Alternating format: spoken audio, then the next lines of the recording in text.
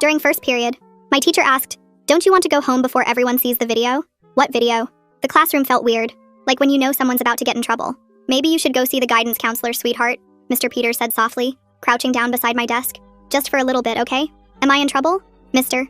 Peters' eyes got watery. "No, honey. No, you're not in trouble. Just go talk to her." Nobody would make eye contact with me as I packed up my stuff. The hallway was worse. Groups of kids went silent when I walked by. Some gave me these sad looks like I had cancer or something. A sophomore girl I didn't even know grabbed her friend's arm and whispered, "That's her," as I went by. I needed to find Daisy. Whatever was happening, she'd tell me straight away. I went into the bathroom beside the lab, where she always goes to VP during class. She was already crying and pulling me into the kind of hug where you can't breathe. "Why are you here? Oh my gosh, why are you here right now? What is everyone looking at?" My voice came out all high and scared. "Just tell me what it is. We need to get you to the office. Your dad..." She took a deep breath. "Your dad is here." My dad? He was supposed to be at the airport. He had a flight to Seattle for the job interview, the one he'd been stressed about all month. When we go to main office, it was full of adults. Parents I recognized from school events were standing in little clusters, talking in those hushed voices people use at funeral homes. Mrs. Wong didn't even make me sign in. She just pointed toward the guidance office. But that's when I saw him. My dad, standing there with tear-stained eyes and pale skin. "Dad?" He crossed the office in 3 steps and grabbed me in a hug that hurt. "Oh gosh, baby, you don't know." "Know what?" I tried to pull back, but he wouldn't let go. "Dad, everyone's acting crazy. What's going on?" Mrs. Iyama appeared and led us to the conference room. Dad sat down across from me and took my hands. "Leah, I need you to listen very carefully," he said. "There's something online. A video. From Saturday night." I scratched my head. I'd been at Abby's Saturday night. We'd ordered Thai food and complained about our history teacher. What kind of video? But even as I asked, my brain was already cycling through possibilities. Did someone catch him drinking? Was he in a fight? Did someone film me hooking up with Kevin? "There was an accident," Dad said slowly. "At the lake. Your brother Mikey." He buried his face in his hands. "Is Mikey hurt? Is he in the hospital? Why didn't you call me?" I was already standing up, ready to go wherever my brother was. Dad pulled me back down gently. They were swimming. The kids were jumping off the dock and swimming at night. His voice was doing something weird, like he was reading from a script he'd practiced. Mikey jumped in. Dad stopped. Swallowed. Tried again. He didn't come back up. The words didn't make sense. They were just sounds. "Someone was recording," Dad continued. "They posted it before they knew. Before anyone realized. It's been going around the community. That's what everyone was looking at. In the video," Dad's voice broke, "Mikey is standing on the dock for almost a minute. The kids are chanting 'pussy' over and over. Then he says," Dad had to stop. He says, "I'm not scared anymore. I can hold my breath for 2 minutes." Leah said if I could do that, she'd finally let me on her swim team. The room collapsed around me. "Why is Mikey saying you have a swim team?" Dad asked through tears. "You don't have a swim team. You haven't swam since..." I lied. I cut him off. "Last month, Mikey kept begging to hang out with me and my friends. I told him..." My throat closed up. "I told him he was too much of a baby, that he couldn't even hold his breath for 2 minutes, so how could he hang with high schoolers?" "Oh, honey, you couldn't have known." I said it as a joke. I never thought he'd actually try. I never thought he'd... Wait, someone just texted me. They're saying there's another video. The police want to talk to us. I ran to the bathroom and locked myself in a stall and threw up until there was nothing left. My brother had died trying to prove he wasn't the scared little kid I'd made him into. Someone knocked on the bathroom door.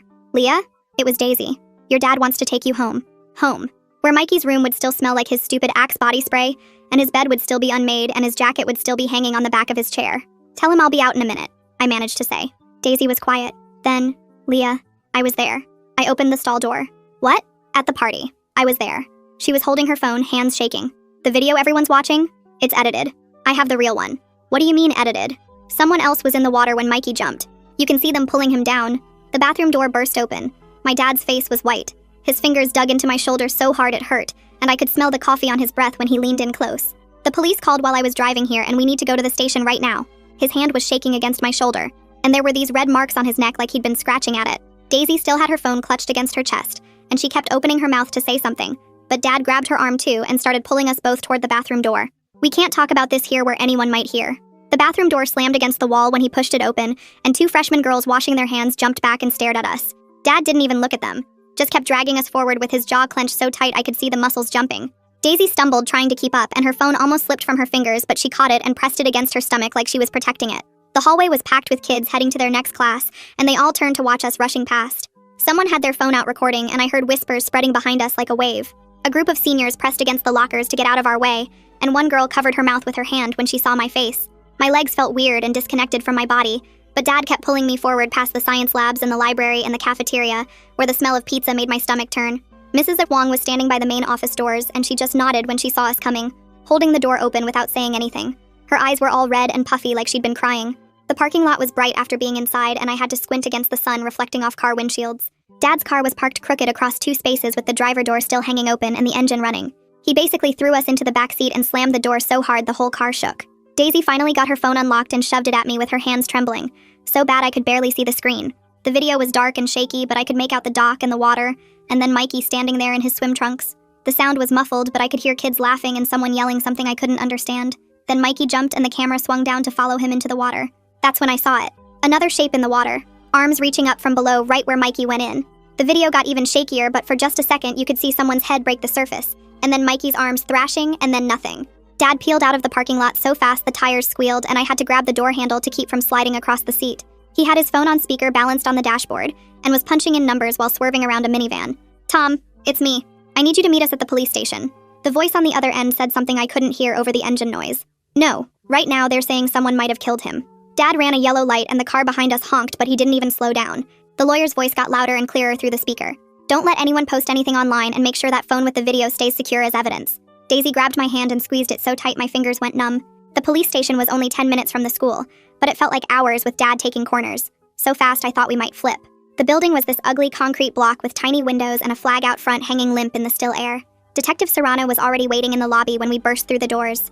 She was younger than I expected, with her hair pulled back tight, and this serious expression that made my chest feel heavy. She took Daisy's phone carefully, holding it like it might break, and her whole face changed when she looked at the screen. This changes everything from an accident to a potential homicide. 2 other officers appeared and started leading us in different directions. Dad tried to follow me, but one of them put a hand on his chest and shook his head. The interview room they put me in was freezing and smelled like old coffee and cleaning products. The chair was hard plastic and the table had all these scratches and stains on it. I sat there alone for what felt like forever, staring at a water stain on the ceiling and replaying everything in my head. If someone really killed Mikey, then my stupid lie about the swim team wasn't what killed him, but just gave someone the chance to do it. Detective Serrano finally came in carrying a folder and a recorder that she set on the table between us. "Can you think of anyone who might have had problems with Mikey or your family?" I shook my head because Mikey was just this skinny freshman who wanted everyone to like him. He didn't have enemies, just older kids who thought he was annoying sometimes. Something feels off about how fast Dad showed up at school when he was supposed to be catching a flight to Seattle for that job interview he'd been stressing about for a whole month. How did he even know about the video before Leah did? She asked me about the party and who might have been there, and I told her I didn't know because I was at Abby's house that night. She wrote everything down in this little notebook, her pen scratching across the paper. After what felt like hours of questions, she finally let me go back to the lobby where Dad was pacing back and forth. Daisy came out of another room a few minutes later with her eyes all red and puffy from crying. I recognized some kids at the party, but the video quality makes it hard to see who was actually in the water. She kept wiping her nose with her sleeve and her voice was all thick and rough. Dad's lawyer friend showed up while we were standing there, this older guy in a suit who smelled like cigars. He pulled Dad aside and they talked in low voices, but I could still hear him saying something about criminal charges and evidence tampering. Whoever edited that first video could be looking at serious charges on top of whatever happened to your son. The lawyer kept talking, but Dad just nodded and grabbed my arm and pulled me toward the exit.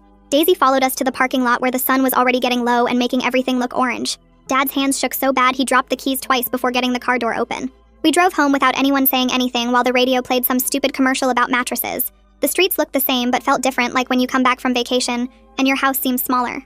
I kept looking at the clock on the dashboard, watching the minutes tick by. When we pulled into the driveway, I saw Mikey's bike laying on its side in the grass where he'd left it Saturday morning. Dad turned off the engine and we just sat there staring at the front door. I could see through the window that someone had left the hallway light on. Dad finally opened his door, and I followed him inside where everything smelled like the bacon we'd made for breakfast that morning. Mikey's backpack was still on the kitchen counter with his math homework sticking out. His room door was open and I could see his desk with the lamp still on, and his history book open to the chapter about World War II. The bed wasn't made and his dirty clothes were on the floor next to his hamper like always. I went to my room and closed the door and sat on my bed holding my phone. The house was so quiet I could hear the clock ticking in the hallway. Around 7, my phone rang and Detective Serrano's name showed up on the screen. She told Dad they were pulling security footage from all the houses near the lake. 3 different families had cameras that might have caught something from that night. She said they'd already identified 12 kids from the school who were at the party. They were making a timeline of who arrived when and who was swimming. I texted Abby after the detective hung up asking if she knew anything about the party. She didn't answer for 20 minutes, and when she did, she just said she was scared. I kept texting her until she finally said she'd heard Ashlyn Harper was there with her boyfriend. She said Gavin Walton and a bunch of seniors were drinking and swimming. I asked her how she knew, and she said everyone was talking about it in group chats. Around midnight, I couldn't sleep, so I got my laptop and started searching social media. Dad must have heard me typing because he came in and found me on Ashlyn's Instagram page. She had pictures from the lake that afternoon showing her and her friends laying on towels. There were photos of the sunset and her boyfriend doing a backflip off the dock, but nothing from later when the party started and nothing from when Mikey was there. Dad sat on my bed and watched me scroll through hundreds of photos looking for anything. He didn't tell me to stop or go to sleep even though it was past 1 in the morning. The next morning, I woke up to the doorbell ringing over and over. Detective Serrano was standing on our porch holding a folder full of papers. She came inside and spread printed screenshots all over our dining room table. There were Instagram posts and Snapchat stories and TikTok videos from that night. She pointed to different people in the photos asking if I knew them. Most were seniors I recognized from the school but didn't really know. Then she showed me a picture of Gavin Walton standing on the dock with a beer in his hand. I told her Gavin was on the water polo team and everyone knew he was rough in the pool. He'd gotten suspended once for holding someone underwater during practice. The detective wrote that down and her face got serious like this was important. She pulled out another paper with a screenshot of a Snapchat story. The caption said, "Cheyenne's edit is going viral," with laughing emojis. Detective Serrano said Cheyenne Finn was the one who first posted the edited video. She was bringing her in for questioning about who told her to cut out the important parts. The detective said Cheyenne might face charges for tampering with evidence if she knew what she was doing. After she left, I had to go to the school even though Dad said I could stay home. The hallways were worse than yesterday with everyone staring and whispering. Kids moved away from me like I had something contagious. Between second and third period, Mr. Peters stopped me near the science labs. He pulled me aside where no one could hear us and said Dorian Larson needed to talk to me. He said Dorian had been at the party and saw something but was scared to come forward. I found Dorian in the library during lunch sitting in the back corner behind the encyclopedias. He kept looking around like someone might be watching us. His hands were shaking when he finally started talking about Saturday night. He said he saw Gavin and another guy in the water when Mikey jumped in. The other guy was Tyrone Austin, who hung out with Gavin all the time. Dorian said they were both drunk and laughing about something. He was scared to tell anyone because Gavin's dad owned 3 car dealerships. His family had money for lawyers, and Dorian's family didn't. Then Dorian pulled out his phone and showed me a group text from that night. Tyrone had sent a message at 11:47 p.m. that said, "Just taught some freshmen a lesson LMAO." Another message said, "Kid thought he was tough," with skull emojis. My stomach felt like I'd swallowed rocks when I read those words. I grabbed Dorian's arm and pulled him up from the table. We had to get to Detective Serrano right now with this evidence. The librarian looked at us weird as we rushed past her desk, but I didn't care. Dad was waiting in the parking lot, and when I told him about the texts, his face went dark. He drove us straight to the police station while Dorian sat in the back seat looking like he might puke. Detective Serrano was in the middle of something but dropped everything when we showed up. She took us into an interview room and had Dorian show her all the messages on his phone. Her eyes got wider with each text she read. She called in another officer who started taking photos of Dorian's screen. Then she had him write out everything he saw at the party while she filled out paperwork for his phone records. "This is exactly what we needed," she told us after Dorian signed his statement. She explained that now they had enough for search warrants on both Gavin and Tyrone's phones. The next afternoon, I was sitting in chemistry when we heard sirens outside. Everyone ran to the windows and watched 3 police cars pull up to the main entrance. 2 officers walked into the building while the others waited by their cars. Word spread through the classroom group chats that they were here for Gavin and Tyrone. About 10 minutes later, we saw them both being walked out in handcuffs. Gavin kept his head down, but Tyrone was looking around like he couldn't believe this was happening. Ashlyn Harper ran out the front doors screaming that this was a mistake. She tried to grab Gavin, but an officer held her back. She kept yelling that her boyfriend would never hurt anyone and that we were all crazy. Teachers started pulling kids away from the windows, but everyone had already recorded it on their phones. During next period, the principal came on the intercom saying there had been a police matter, but everything was under control. Nobody was paying attention to their teachers anymore. Everyone was texting about what just happened. Then we heard Cheyenne Finn got called out of her English class. Someone's little sister was in that class and said 2 detectives showed up asking for her. Later that day, rumors started flying that Cheyenne was cooperating with police. A kid who works in the office said he heard her crying and saying she didn't know what she was removing from the video. She thought she was just making it shorter for Instagram. Dad picked me up early and his phone rang as we pulled out of the parking lot. It was Detective Serrano and he put her on speaker. She said they'd found deleted messages on Tyrone's phone from the night of the party. The messages showed he was mad about Mikey talking to his ex-girlfriend at the school the week before. He'd been telling people he wanted to punk that freshman and teach him about respect. There were more messages between him and Gavin planning to mess with whatever younger kids showed up at the party. The detective's voice got quiet as she explained what they'd pieced together. It started as hazing, just trying to scare the freshmen who came to the lake. But when Mikey jumped in the water, Gavin and Tyrone held him under longer than they meant to. When he stopped moving, they panicked and let go, but it was too late. Then they got everyone at the party to agree on a story about Mikey trying to hold his breath. They made Cheyenne edit the video to remove the part showing them in the water. That night, the news vans showed up at the school.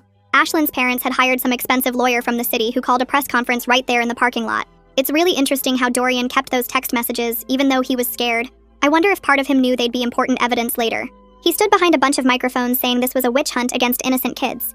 He claimed Ashlyn only filmed what looked like teenagers having fun at a party. She had no idea something bad would happen and shouldn't be blamed for recording it. Her parents stood behind him nodding while he talked about rushing to judgment and destroying young lives. The next day, I was sitting alone at lunch when someone sat down across from me. It was Rafael Hernandez, Mikey's best friend since 3rd grade. His face was all red and puffy from crying. "I heard what happened," he said, his voice breaking.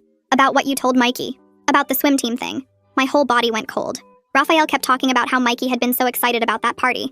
He wanted to prove he was brave enough to hang with high schoolers. He wanted to show me he wasn't a baby anymore. The guilt hit me so hard I couldn't breathe. I felt like I was drowning right there in the cafeteria.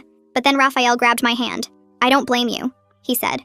"Mikey loved you more than anything. Those guys took advantage of him wanting to fit in. They're the ones who killed him, not you." We both sat there crying while everyone in the cafeteria pretended not to watch us. That evening, Adelaide Powers from the school board called an emergency meeting. Dad and I went, and the auditorium was packed with angry parents. Adelaide stood at the podium talking about student safety at parties. She said Mikey's death proved they needed stricter rules about these gatherings. Parents had been fighting these policies for years, but now she had proof of what happens without supervision. Some parents yelled that she was using a tragedy to push her agenda, but Adelaide didn't back down. Meanwhile, this reporter named Octavia Merritt had started digging into other incidents at the lake. She called our house asking Dad for a statement, but he hung up on her. Then she showed up at the school interviewing kids about past parties. She found out there had been 3 other kids hurt at senior parties over the past 5 years. Each time it got called an accident and nobody got in trouble. She was building a whole series about hazing culture at our school. The principal tried to ban her from campus, but she kept showing up across the street with her camera crew. Detective Serrano called that afternoon while Dad and I were sitting at the kitchen table not eating the sandwiches he'd made. She said the district attorney had filed charges against all 4 kids based on the evidence they'd collected. Gavin and Tyrone were being charged with involuntary manslaughter and tampering with evidence. Cheyenne was getting lesser charges for destroying evidence when she edited the video. Ashlyn faced charges as an accessory after the fact for helping cover up what really happened. Dad's hand shook as he wrote down everything she was saying on the back of an envelope. I watched him write the word manslaughter 3 times like he couldn't believe it was real. The detective said arrest warrants were being issued and the kids would be picked up within hours. She wanted us to know before it hit the news. Dad hung up and we just sat there staring at that envelope with those awful words written on it. The next morning at the school was like walking into a war zone. Kids were yelling at each other in the hallways about whether it was murder or just an accident. Some sophomore girls were crying by their lockers saying Gavin never meant to hurt anyone. A group of freshmen were arguing that holding someone underwater was basically killing them on purpose. Teachers kept trying to break up the fights, but more kept starting. I heard my name everywhere I went. Some kids looked at me with pity, while others whispered that maybe I was the real reason Mikey died. The cafeteria split into 2 camps with Gavin's friends on one side and everyone else on the other. Someone had made signs saying justice for Mikey and taped them to the walls. Other kids ripped them down saying innocent until proven guilty. I couldn't eat anything and spent lunch hiding in the library bathroom. 2 days later, I was walking to chemistry when I saw him. Gavin was standing by his locker laughing with his friends like nothing had happened. His family had posted his $50,000 bail the same day he got arrested. He was wearing his Letterman jacket and eating chips from the vending machine. When he saw me, his smile got bigger and he waved at me real slow. My whole body started shaking and I ran to the nearest bathroom where I threw up everything in my stomach. Dad found out Gavin was back and drove straight to the school. I could hear him yelling at the principal from outside the office. He demanded to know how a kid charged with killing his son could be in the same building as me. The principal kept saying his hands were tied since Gavin hadn't been convicted of anything yet. Dad threatened to sue the school and the district and anyone else he could think of. The principal finally agreed to assign a security officer to follow Gavin around all day. The officer would make sure Gavin stayed away from me and watch everything he did. It wasn't enough, but it was something. Meanwhile, Tyrone was stuck in juvenile detention because his family couldn't afford bail. His mom worked 2 jobs and his dad wasn't around. They'd tried to get the bail reduced, but the judge said no because of how serious the charges were. Tyrone's friends started posting all over social media that he was treated unfairly. They said rich kids like Gavin got to go home while poor kids like Tyrone rotted in jail for the same crime. People started arguing online about whether money should determine who sits in jail waiting for trial. Some parents started a fund to help Tyrone's family, but it wasn't nearly enough for the bail amount. 3 weeks after the charges were filed, Dad said we needed to go back to the lake. He wanted to understand exactly what happened that night. Daisy came with us even though she was scared to go back there. We parked in the same spot where kids always parked for parties. The path down to the water was covered in beer cans and cigarette butts from other nights. When we got to the dock, I could barely breathe. This was where Mikey stood while everyone called him names. The wood was old, and some boards were loose. Dad walked to the edge and looked down at the dark water below. Even in daylight, you couldn't see the bottom. At night, it would have been completely black. He turned around and tried to imagine what Mikey saw. All those older kids watching him and waiting for him to jump. The water was so cold even now in the afternoon. At night, it would have been freezing. Daisy walked over to a spot about 20 feet from the dock. She showed us exactly where she was standing when she took the video. Her angle let her see the side of the dock where the edited video couldn't. She pointed to where Gavin and Tyrone had been waiting in the water. She started crying hard and saying she should have said something right away. She was just so scared and confused about what she saw. She thought maybe she was wrong or maybe it was an accident. By the time she realized what really happened, the fake story was already everywhere. Dad hugged her and said she did the right thing by coming forward when she did. That evening, Detective Serrano called with more news. Eric Montgomery from Mikey's grade had been at the party too. He'd been too scared to talk at first, but his parents convinced him to tell the truth. He saw Gavin and Tyrone follow Mikey into the water after he jumped. He heard them laughing and saying something about dunking the freshman. He saw them swimming toward where Mikey went under. He didn't see exactly what happened next because it was so dark, but he heard splashing and what sounded like someone trying to yell underwater. Then everything got quiet and people started screaming that something was wrong. A week later, we met with the prosecutor assigned to the case. She was a tall woman with gray hair who'd been doing this for 20 years. She explained all the charges and what each one meant. She showed us the evidence they'd collected, including both videos and all the text messages. She warned us that Gavin's family had hired expensive lawyers from the city. They would try to make this look like a tragic accident where boys were just playing around. They'd probably blame Mikey for not being a strong swimmer. They might even try to blame me for the whole swim team lie. She said we needed to be prepared for them to twist everything to protect their clients. The deposition happened 2 weeks before the trial was set to start. I had to sit in a conference room with Gavin's lawyer asking me questions for 3 hours. He made me go through every conversation I'd ever had with Mikey about swimming. He asked about the exact words I used when I told him about the swim team. He wanted to know if I'd ever taught Mikey how to hold his breath. He kept trying to make it sound like I'd pressured Mikey into doing something dangerous. He said maybe Mikey was already drowning when Gavin and Tyrone got near him. Maybe they were actually trying to help, but it was too late. He asked if I really thought my little brother would still be alive if I hadn't lied to him. Dad's lawyer kept objecting, but the questions kept coming. By the end, I was crying so hard I couldn't talk anymore. Dad found me in the hallway outside the conference room and wrapped his arms around me while I shook against his chest. My whole body was trembling and I couldn't stop the tears from coming in waves that made it hard to breathe. He kept rubbing my back and telling me over and over that none of this was my fault. He said those boys made their choice to hurt Mikey, and my stupid lie about a swim team didn't give them permission to kill him. His lawyer came out and said we were done for today, but there would be more meetings before the trial. Raphael sitting down at lunch. There's something about the timing that makes me wonder why he chose that exact moment to approach her. The way Gavin's family immediately posted that huge bail while Tyrone sits in jail really shows how different things work depending. The car ride home was quiet except for my occasional hiccups from crying so hard. Dad stopped at a drive-thru and got me a milkshake even though I said I wasn't hungry. He watched me take small sips while we sat in the parking lot not talking about what just happened. When we got home, I went straight to my room and didn't come out until the next morning. School the next day was worse than I expected because everyone was staring at me again. Word had gotten out about the depositions and kids were whispering about what might have been said. I tried to focus on my classes but kept seeing Gavin in the hallway laughing with his friends like nothing happened. During lunch, I hid in the library and that's when Daisy found me with her phone out looking upset. She showed me a video someone had posted from earlier that morning in the senior hallway. Ashlyn was surrounded by her friends and she was crying harder than I'd ever seen anyone cry. She kept saying she knew something bad happened that night, but she was too scared to say anything. She said she saw Gavin and Tyrone go into the water after Mikey, but she thought they were just messing around. She said she edited the video because Gavin told her to, and she was scared of what would happen if she didn't. Someone had recorded the whole breakdown on their phone, and it already had thousands of views. The comments were brutal with people calling her a murderer and saying she should go to jail. Her parents pulled her out of school that afternoon, and their lawyer released a statement saying she was bullied. Nobody believed them anymore though because the video showed her admitting she knew the truth. 3 days later, Dad got a call from a number he didn't recognize, but it was a lawyer's office. The lawyer said Tyrone's mother wanted to meet with us to apologize for what her son did. Dad immediately said no, and that apologies wouldn't bring Mikey back no matter how sorry they were. I could hear him getting angry on the phone saying we didn't owe them anything.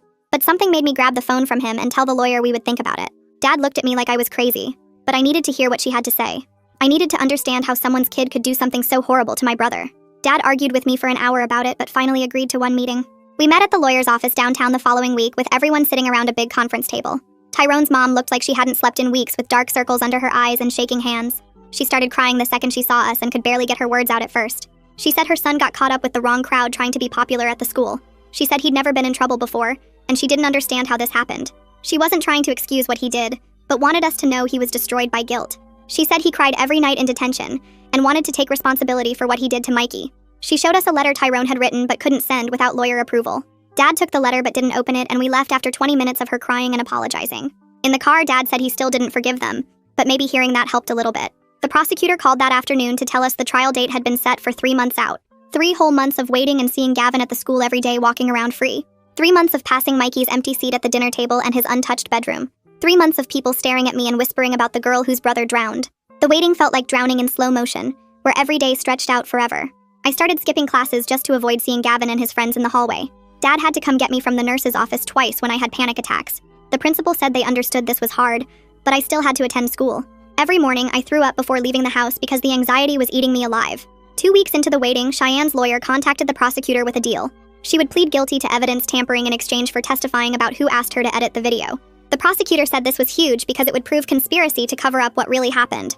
At the hearing, Cheyenne stood in front of the judge looking terrified and admitted everything. She said Ashlyn called her crying the night Mikey died, begging her to edit the video. Ashlyn specifically told her to remove the part showing Gavin and Tyrone in the water near Mikey. Cheyenne said she knew it was wrong, but Ashlyn was her friend and she was scared. The judge accepted her plea and she got probation plus community service but no jail time. This revelation completely destroyed any defense Ashlyn's family had been building about their innocent daughter. Her lawyer called for an emergency meeting with the prosecutor the next day. They worked out a plea deal where Ashlyn would testify against Gavin and Tyrone. In exchange, she would get reduced charges and community service instead of jail time. Dad was furious that she might not go to jail, but the prosecutor said her testimony was crucial. Without it, we only had circumstantial evidence and witness statements that the defense could challenge. With Ashlyn admitting Gavin told her to edit the video, it proved he knew he'd done something criminal. A week before the trial was supposed to start, Gavin's family made one last desperate move. Their lawyer showed up at our house on a Sunday morning with a briefcase full of papers. He said the family wanted to settle civilly if we would drop the criminal charges against Gavin. He actually had the nerve to put a check on our kitchen table with more zeros than I'd ever seen. Dad stood up so fast his chair fell over and he grabbed the check and ripped it in half. He told the lawyer to get out of our house before he called the police. He said no amount of money would make him abandon justice for Mikey. The lawyer tried to say we should think about it, but Dad literally pushed him out the door. That same week, we got word that Tyrone was changing his plea to guilty for a lesser charge. His lawyer had worked out a deal where he would testify about exactly what happened that night. In exchange, he would get a reduced sentence and serve his time in juvenile detention instead of adult prison. The prosecutor warned us his testimony would be graphic and hard to hear. She said Tyrone would describe holding Mikey underwater while he struggled and fought to get free. She said he would admit they thought it was funny until Mikey stopped moving. She wanted us to be prepared for how awful it would be to hear in court. The Friday before trial started, Octavia Merritt from the local news called asking for a statement. She said the trial was going to be covered extensively, and she wanted our side of the story. Dad told her we would only talk after the trial was over, but she kept calling. She started showing up outside the courthouse every day with her camera crew. Other reporters from the city papers started coming too, and soon it was a complete circus. Gavin's lawyers held press conferences on the courthouse steps every morning trying to control the narrative. They painted him as a good kid from a good family who made one terrible mistake. They said he was an honor student and star athlete who had never been in trouble before. They brought up his charity work and volunteer hours trying to make him look sympathetic. But Octavia had done her homework and started reporting on Gavin's history at the school.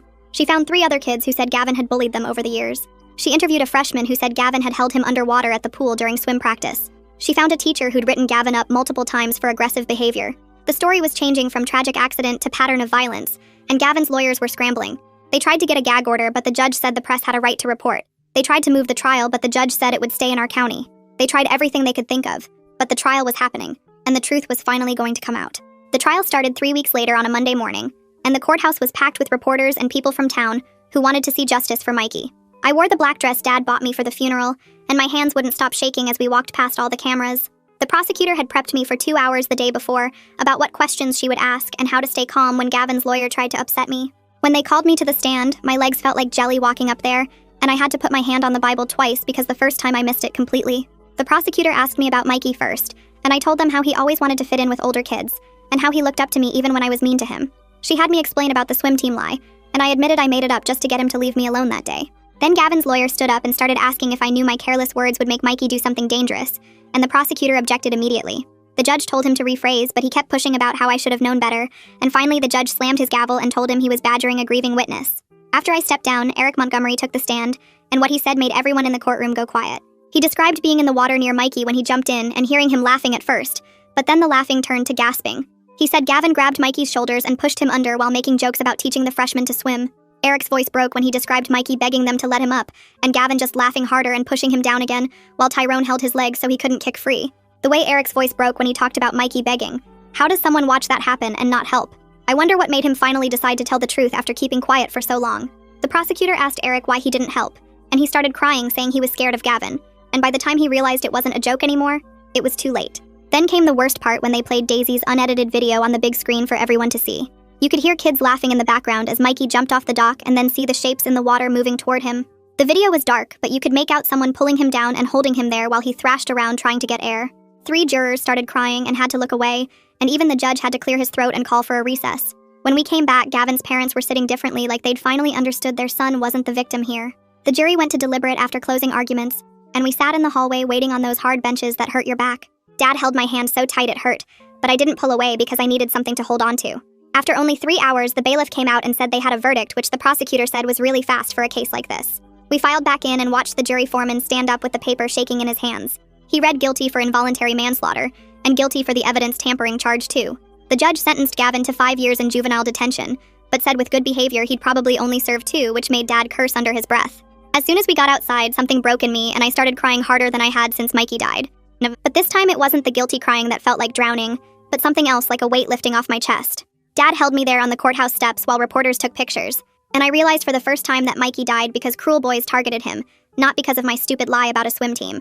2 weeks after the trial, Adelaide Powers got the school board to pass new rules requiring adult supervision at any party connected to the school activities or sports teams. She called it Mikey's Law and said no family should have to lose a child because teenagers were left alone to hurt each other. The local news covered it, and other schools in the county started adopting the same rules even though some parents complained about overreach. A month later, we got a letter from Tyrone in detention that his lawyer delivered to our house. He wrote that he thinks about Mikey every day and knows saying sorry won't bring him back, but he wanted us to know he takes full responsibility for what he did. He said Gavin was the one who started it, but he went along with it, and he'll regret that for the rest of his life. I wanted to rip up the letter, but Dad said we should keep it in case we ever feel ready to forgive, though he doesn't know if that day will come. By the end of the school year, Gavin's family had sold their house and moved to another state where nobody knew what their son had done. Ashlyn transferred to a private school 2 towns over to finish senior year where she could start fresh without everyone knowing she helped cover up my brother's murder. Dad and I started going to grief counseling together every Tuesday with a therapist who specialized in traumatic loss. She helped us understand that lots of things led to that night, and my careless words were just one piece, not the whole cause. We practiced talking about Mikey without immediately going to the worst night, and started remembering good things, like how he always shared his Halloween candy with me, even when I'd eaten all mine. 3 months after the trial, Raphael came to our house with a folder full of paperwork about starting a scholarship in Mikey's name. He'd already raised $2,000 from car washes and bake sales, and wanted it to go to freshmen who showed courage standing up to bullying like Mikey tried to do that night at the lake. 6 months passed before I could walk into Mikey's room without my chest getting tight. Dad and I went in together on a Saturday morning and started putting his clothes in boxes for Goodwill. We kept his favorite blue hoodie that still smelled like him, and the journal where he'd written about wanting to be brave like the older kids. I found ticket stubs from the movie we saw last summer tucked inside the pages and had to sit down on his bed for a minute. Detective Serrano showed up at our door the next week with a folder full of papers. She sat at our kitchen table and explained how our case helped expose 3 other hazing incidents at the lake over the past 2 years. She thanked us for pushing through the trial when we could have taken the easy way out. 2 kids from another school had come forward after seeing our story on the news, and their cases were moving forward now. A month later, Dad drove me and Daisy back to the lake for the first time since everything happened. We brought white roses and threw them into the water where Mikey went under. Daisy talked about how Mikey always shared his lunch money when kids forgot theirs. Dad remembered teaching him to ride his bike in our driveway, and how he refused to use training wheels. I told them about the time he stayed up all night helping me study for my biology test, even though he was only in 8th grade. Back at the school, I started noticing the seniors watching out for the freshmen more than before. Kids who remembered what happened would step in when older students got too rough or started picking on younger ones. The whole culture shifted without anyone officially saying anything had to change. Dad got a call from the company in Seattle saying the job was still his if he wanted it. He sat me down that night and said he'd already decided to turn it down because we'd built something important here through all our pain. The community had changed, and we were part of making sure other kids stayed safe now. I spent a whole night writing Mikey a letter about everything that happened after he died.